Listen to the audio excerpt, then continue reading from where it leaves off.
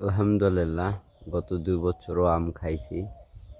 এবারও আলহামদুলিল্লাহ মোটামুটি আম খুবই একটা খারাপও না ভালোও না। আলহামদুলিল্লাহ আম এই যে যা আছে, এই যে আমার ফেভারিট আম সবচেয়ে বড়, এই যে অনেকগুলো আছে, প্রায় ২০-২৫টার মতো।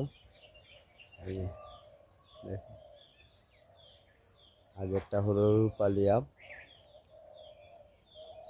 এই যে কাছে দেখা যায় ঝোলটা আছে, অনেক বড় বড় আম, এগুলো আমার নিজে গাছেরই।